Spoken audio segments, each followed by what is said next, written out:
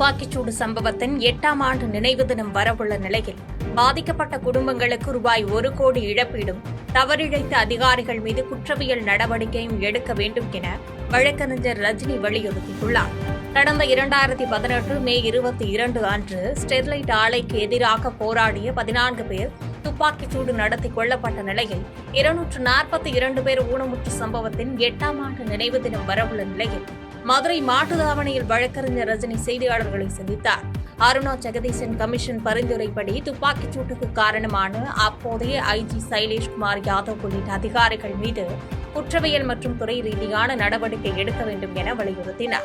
மேலும் சாத்தான்குளம் வழக்கை போன்று இதிலும் சமமான நீதி வழங்கப்பட வேண்டும் என்றும், அன்று பாதிக்கப்பட்டவர்களை நேரில் சந்தித்து ஆறுதல் கூறிய தற்போதைய முதலமைச்சர் ஜோசப் விஜய் உடனடியாக தலையிட்டு இறந்தவர்களின் குடும்பங்களுக்கு தலா ரூபாய் 1 கோடி கூடுதல் இழப்பீடு வழங்க வேண்டும் என வலியுறுத்தினார்.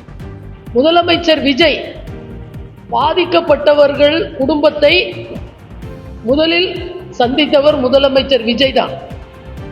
அவங்க ஸ்னோலின் அம்மாவே சொல்லுவாங்க, அவங்க தான் சொல்லுவாங்க.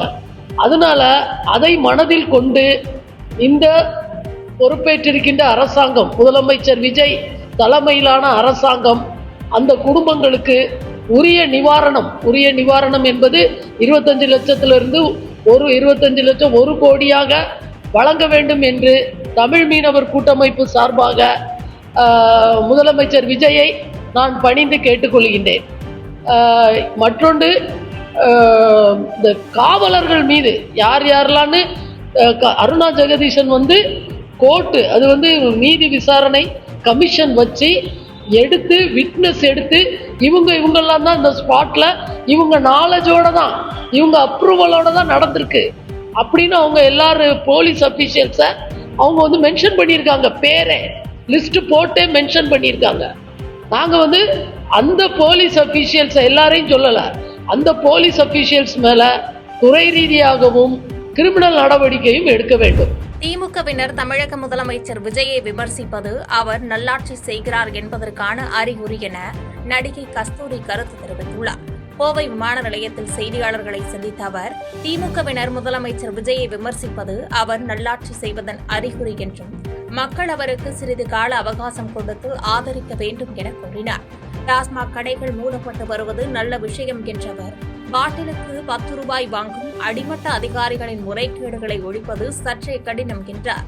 மேலும் தேர்தலில் பெரிய தோல்வியை சந்தித்த உதயநிதி ஸ்டாலின் உள்ளிட்ட திமுகவினர் இன்னும் 5 ஆண்டுகள் கத்திக்கொண்டேதான் இருக்க முடியும் என சாடியவர், மத்திய அரசை விஜய் கொள்கை எதிரி என்று கூறினாலும் மக்களின் நலனுக்காக அவர்களோடு இணைந்து செயல்படுவார் என்று நம்புவதாக கூறினார்.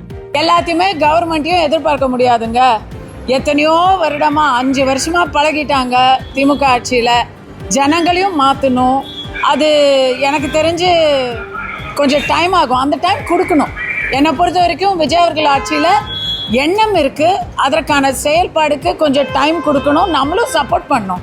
தோத்தாச்சு, அதிபயங்கரமாக தோத்தாச்சு.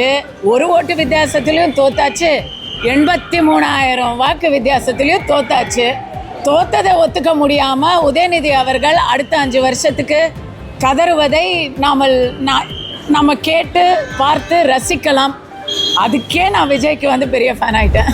தமிழக தேர்தல் முடிவுகள் சுனாமி போன்று வந்தாலும் இது பாஜகவிற்கு வெற்றி பெறக்கூடிய தோல்வி என்றும், சனாதன குறித்த தாவேக நிர்வாகிகளின் பேச்சுகளை முதலமைச்சர் விஜய் கண்டிக்க வேண்டும் என்று பாஜக மூத்த தலைவர் தமிழிசை சவுந்தரராஜன் வலியுறுத்தியுள்ளார். கோவை விமான நிலையத்தில் செய்தியாளர்களை சந்தித்த அவர், PMC திட்டத்தை தாவேக அரசு எதிர்ப்பது அரசியல் லாபத்திற்காகவே தவிர அது சரியான கொள்கை முடிவு அல்ல என்றும், திமுக கூட்டணி கட்சிகளின் அழுத்தம் காரணமாகவே விஜய் இதனை எதிர்க்கிறார் என்றும் கூறினார்.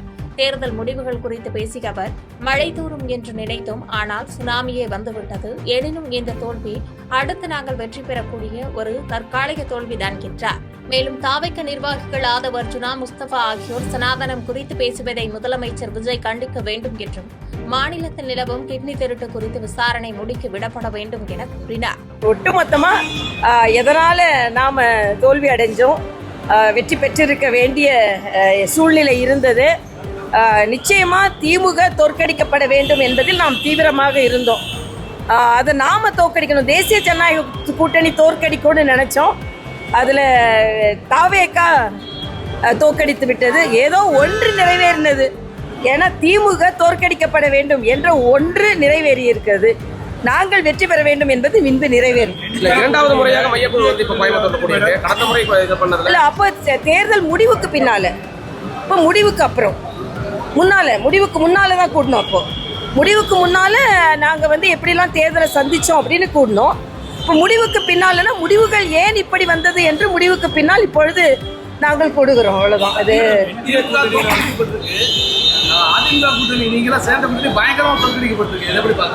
பயங்கரமாலும் தோற்கடிக்கப்படல, திமுகவின் பயங்கரம் தோற்கடிக்கப்பட்டிருக்கிறது. அவ்வளவுதான். அதனால தோல்விதான், அதை ஒத்துக்கொண்டுதான் ஆக வேண்டும். ஆனா பாரதிய ஜனதா கட்சியை பொறுத்த மட்டில் நாங்கள் மீண்டு எழுந்து 2029 மிக மிக அதிக உற்சாகத்தோட மரியாதைக்குரிய பாரத பிரதமரின் கரத்தை வலுப்படுத்துவதிலும் அதே மாதிரி 2031 எங்களுக்கான ஆட்சி. தாவேகா ஆட்சியை பிடிக்க தாமதமான போது 5 நாட்கள் அழுததாக உருக்கமுடன் கூறிய நாஞ்சில் சம்பத், எடப்பாடி பழனிசாமி மற்றும் ஸ்டாலின் ஆகிய இருவரின் தலைமைக்கும் தாவேகாவால் ஆபத்து வரும் என்று எச்சரித்துள்ளார். திருப்பூர் மாவட்டம் உடுமலை அடுத்த அமராவதியில் நடைபெற்ற தாவேகா நன்றி அறிவிப்பு கூட்டத்தில் பங்கேற்ற பின்பு செய்தியாளர்களை சந்தித்த நாஞ்சில் சம்பத், தாவேகா ஆட்சி அமைக்க நாட்கள் நீடித்த போது தாம் இரவெல்லாம் 5 நாட்கள் அழுததாக மேடையில் உருக்கமாக பேசினார். தாவேகா ஆட்சியை அமைக்க நாட்கள் நீடித்த போது தாம் இரவெல்லாம் 5 நாட்கள் அழுததாக உருக்கமாக பேசினார். மாற்றுக் கட்சியினர் தாவேகாவில் இணைவது எம்ஜிஆர் காலத்தை போன்று பிரம்மாண்டமாக உள்ளது என குறிப்பிட்ட அவர், தாவேகாவின் எழுச்சியால் அதிமுக அழிந்து போக வேண்டும் என்ற எண்ணம் தமக்கு இல்லை என்றாலும் எடப்பாடி பழனிசாமியின் தலைமைக்கு இப்போது ஆபத்து வந்திருக்கிறது என்றும், இதேபோன்று உதயநிதியை கட்சிக்குள் கொண்டு வந்ததே ஸ்டாலினின் தோல்விக்கு காரணம் என்பதால் விரைவில் ஸ்டாலினின் தலைமைக்கும் தாவேகாவால் ஆபத்து வருவது உறுதி என்றும் எச்சரித்துள்ளார். அதிமுக அழிய வேண்டும் என்று நான் விரும்பவில்லை. எடப்பாடி பழனிசாமி என்கிற ஒரு மிலேச்சத்தனமான ஒரு காட்டாட்சி நடத்திய அதிமுகவை காப்பாற்ற தவறிய, தமிழ்நாட்டின் உரிமைகளை பற்றி வாய்மூடி மௌனியாக இருந்து மோடியின் காலடியில் விழுந்து நத்தி பிழைத்த அந்த தலைமைக்கு ஆபத்து வந்திருக்கிறது. இன்னும் சொல்லுகிறேன், அண்ணன் ஸ்டாலின் தலைமைக்கும் எங்களால் ஆபத்து வரும். விழுப்புரம் அருகே வயிற்று வலிக்கு மருத்துவமனைக்கு அழைத்து செல்ல கணவர் தாமதம் செய்ததால் ஏற்பட்ட குடும்ப தகராறு 5 வயது மகனுடன் தாய் கிணற்றில் குதித்து தற்கொலை செய்து கொண்ட சம்பவம் சோகத்தை ஏற்படுத்தியுள்ளது. விழுப்புரம் மாவட்டம் வெள்ளம்புத்தூர் கிராமத்தைச் சேர்ந்த கார்த்திக் என்பவரின் மனைவி தமிழ்மொழி. இவர் கடந்த சில நாட்களாக கடுமையான வயிற்று வலியால் அவதிப்பட்டு வந்ததாக தெரிகிறது.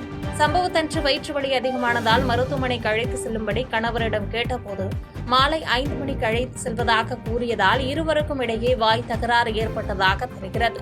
இதனால் மனமுடைந்த தமிழ்மொழி தன் 5 வயது மகன் பிரதீப்பை இடுப்பில் துண்டால் கட்டிக்கொண்டு கிணற்றில் குதித்து தற்கொலை செய்து கொண்டுள்ளார். கடந்த 19ஆம் தேதி முதல் காணாமல் போன இவர்களின் சடலங்கள் இன்று கிணற்றில் மிதப்பது கண்டுபிடிக்கப்பட்டு அரங்கநல்லூர் போலீசாரால் உடற்கூறாய்வுக்காக அனுப்பி வைக்கப்பட்டு தீவிர விசாரணை மேற்கொள்ளப்பட்டு வருகிறது. செய்திகளை உடனுக்குடன் தெரிந்து கொள்ள கீழ்கண்ட கேபிள் மற்றும் டிடிஎச் நெட்வொர்க்குகளில் எம்நாடு செய்தி தொலைக்காட்சியை காணுங்கள்.